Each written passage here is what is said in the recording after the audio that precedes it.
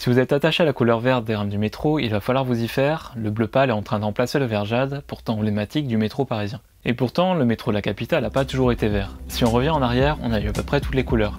Du bois verni pour les premières rames, du vert parisien, du rouge, du gris, du jaune, et même plusieurs nuances de bleu. C'est seulement dans les années 90 que les couleurs commencent à devenir uniformes avec la livrée qu'on connaît aujourd'hui, vert jade et blanc.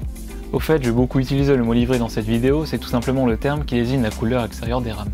Mais du coup, pourquoi encore changer de couleur alors qu'on avait enfin des livrées cohérentes sur le réseau?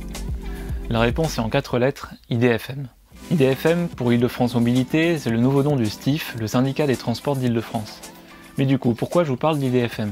Bon, je vais être obligé d'expliquer en gros le fonctionnement administratif, mais vous inquiétez pas, ça va pas être long et je vais pas rentrer dans les détails. Donc IDFM, c'est l'autorité organisatrice des transports en Île-de-France. Comme son nom l'indique, son but c'est de gérer les transports publics autour de Paris, que ce soit les bus, les trams, les métros ou les RER. Donc elle gère tout l'aspect financier. Elle fixe les prix, reçoit l'argent des subventions et des ventes des tickets, et en retour finance les exploitants. Et c'est là que ça nous intéresse. IDFM n'exploite pas les lignes, elle passe des contrats avec les exploitants, qu'ils soient privés ou publics. L'exploitant, c'est par exemple la RATP pour le métro, la SNCF pour une partie des RER, ou Transdev pour les bus par exemple. L'exploitant reçoit donc de l'argent de la part d'IDFM et embauche des personnels qui va maintenir et conduire les rames. Et avant 2009, c'est l'exploitant qui possédait ses propres matériels. Il pouvait donc y mettre la livrée qu'il voulait, comme le vert jade, couleur de la RATP. Mais après 2009, toutes les rames, bus et trams deviennent la propriété du STIF, qui deviendra IDFM par la suite. Le STIF va leur mettre sa marque sur les livrées, mais accepte de garder la couleur des exploitants. C'est comme ça qu'on se retrouve avec la livrée des rames de la ligne 9, qui mélange le vert jade de la RATP avec le gris et le bandeau du STIF. Ça explique donc la différence de livrée entre les rames de la ligne 9 et celles des lignes 2 et 5, qui sont plus anciennes.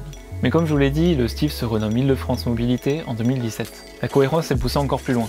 Ce sera livré unique pour tout le monde, quel que soit l'exploitant. On choisit le bleu pâle qui était déjà présent sur le logo du STIF, et les premières rames rénovées aux couleurs d'IDFM commencent à apparaître. Cette uniformisation est voulue pour deux choses. 1. L'image de marque. D'ici quelques années, tous les transports publics en Île-de-France auront la même livrée bleue, ce qui donnera une vraie identité au réseau. Comme le rouge à Londres, le jaune à Berlin ou le bleu à Stockholm. Deuxièmement, la thune.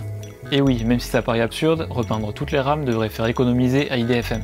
En fait, quand la concurrence arrivera dans le ferroviaire, la livrée unique simplifiera un changement d'exploitant, car seul son logo devra être remplacé sur la rame. Avec les anciennes livrées, c'est toute la rame qui aurait dû être repeinte.